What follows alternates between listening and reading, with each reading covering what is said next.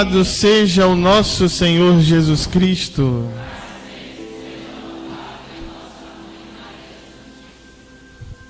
Amados irmãos e irmãs, encerramos hoje a 8ª do Natal, celebrando a solenidade de Santa Maria, Mãe de Deus.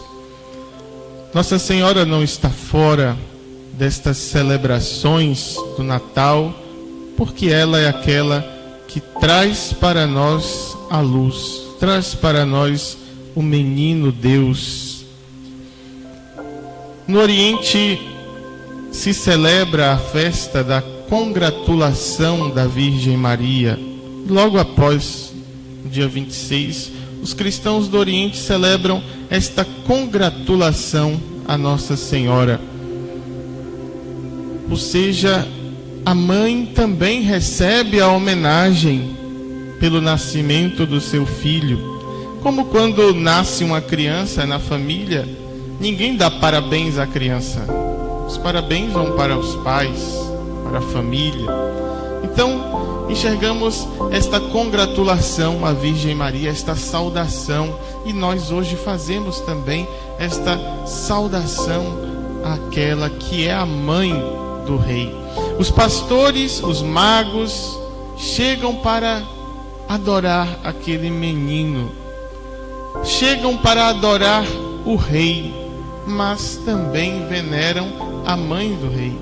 Para os povos do Oriente, a mãe do rei tem uma importância muito grande, mais do que a esposa. Na verdade, a esposa do rei não tem relevância nenhuma, até porque os reis não tinham somente uma esposa.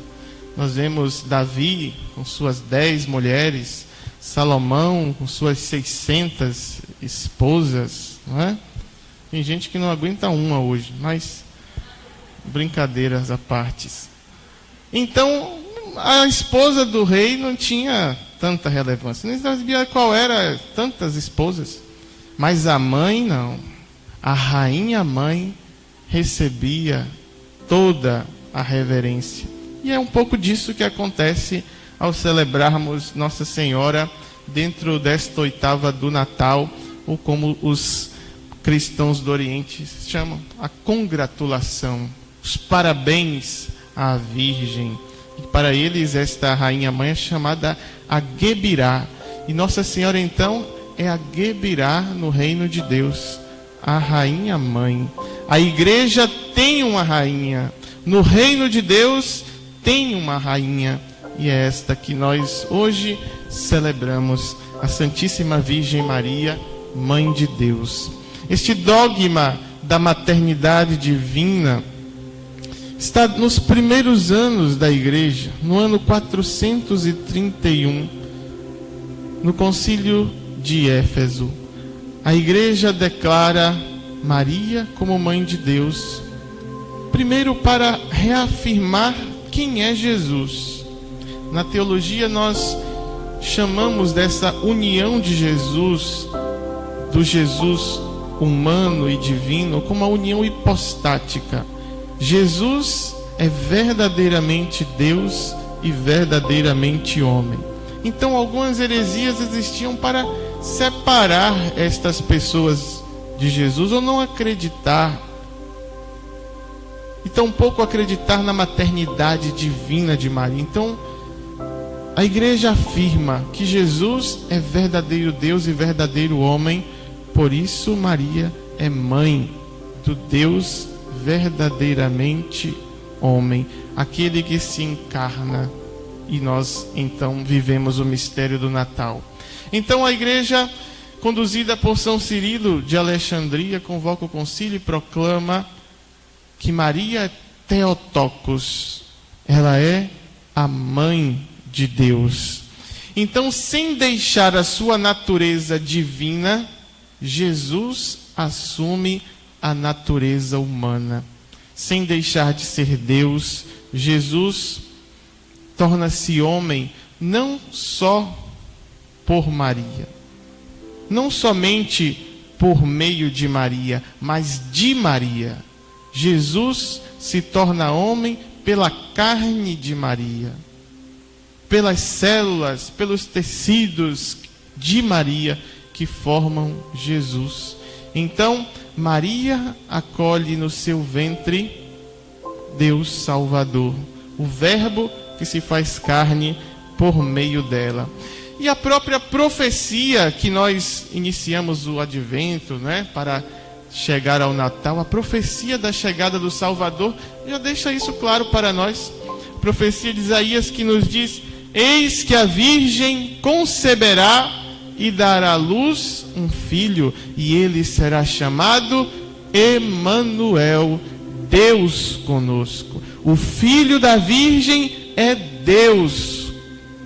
Então não tem dúvida, não tem porquê não acreditar e professar, se a própria profecia do nascimento de Jesus já deixa claro que este menino que nasce desta Virgem é Deus.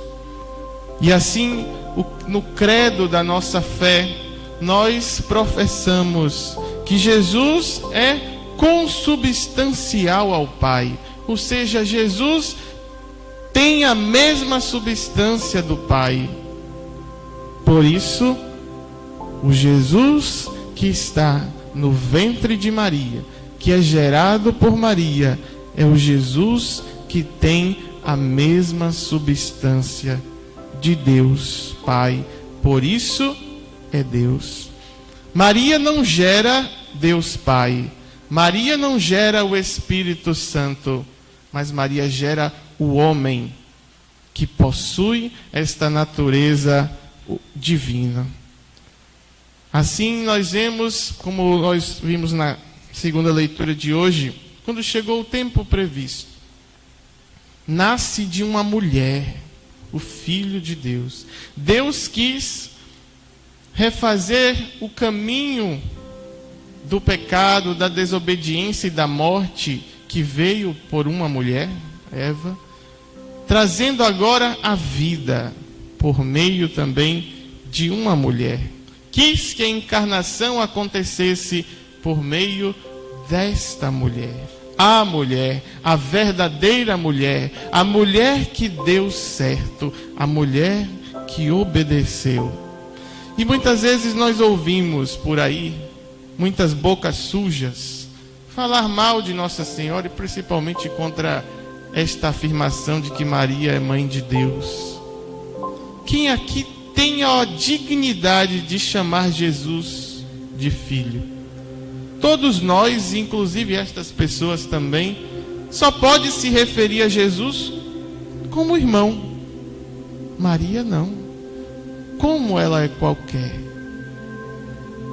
Ela e Deus são os únicos que podem dizer: tu és o meu filho, eu hoje te gerei. Maria é aquela que porta a salvação. Então Jesus, tendo duas naturezas, humana e divina, não se separa. E isso colocaria em risco até a nossa própria salvação, se nós acreditássemos nisso. E quem acredita nisso? Porque vai ter então dois Jesus, dois Salvador? Não. A palavra nos diz que só existe um Salvador. Portanto, é um Jesus só. É o mesmo Deus e homem encarnado no ventre de Maria, ventre santo e bendito, onde acontece este milagre, onde acontece esta união da natureza de Deus com a natureza humana. Portanto, um só Senhor, o Emanuel, o Deus conosco, proclamado por Santa Isabel.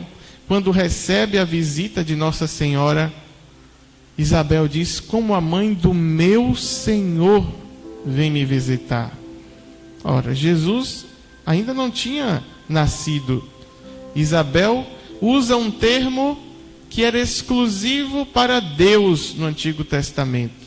Quando se falava em Senhor no Antigo Testamento, está se falando de Deus. Jesus ainda não era revelado. O Espírito ainda não tinha sido revelado. Então Isabel proclama também ali o dogma da maternidade divina, a mãe do meu Senhor, o Emanuel, o Deus conosco. Portanto, celebramos um dogma, e todos os dogmas de Nossa Senhora estão sempre ligados um ao outro. Celebrando a maternidade divina, nós olhamos para a sua virgindade perpétua, nós olhamos para a sua assunção, uma vez que esta carne que gera a humanidade de Jesus não poderia sofrer a corrupção desta terra, é elevada ao céu. Uma vez mãe de Deus, é imaculada, preservada, porque se Deus vai entrar na natureza humana suja, manchada, ferida do pecado, Ele não pode se sujar com o nosso pecado e a nossa natureza.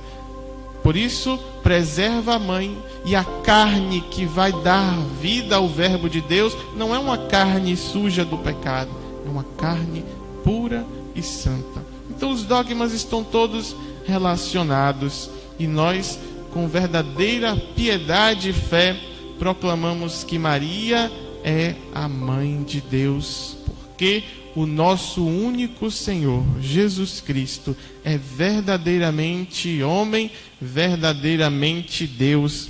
E como São Tomás de Aquino fala desta dignidade da Virgem Maria, por ser mãe de Deus, o bem infinito, que é Deus, Maria recebe uma dignidade infinita. Por ser mãe do bem infinito, ela recebe a dignidade infinita, a Gebirá, a Rainha Mãe, aquela que merece também o nosso louvor e a nossa exaltação, porque trouxe para nós o nosso Salvador, o nosso Deus Salvador. Por isso, a imagem da Virgem Maria, Mãe de Deus, é carregando esse menino nos braços que nasce. Nos coloquemos também nos braços da Virgem Maria. Nos confiemos sempre à sua materna intercessão, confiando que, através dela, a salvação continua a vir a cada um de nós. Ela continua a nos apresentar o seu Filho. Ela continua a nos apontar a Ele. Porque os mistérios da vida de Nossa Senhora, os méritos que ela possui, é tudo em vista de Cristo. O dogma que celebramos é em vista da afirmação de Jesus Cristo, o verdadeiro Deus e homem. Por isso, tudo que Maria tem a nos oferecer é em vista do seu Filho Jesus, o nosso único Salvador.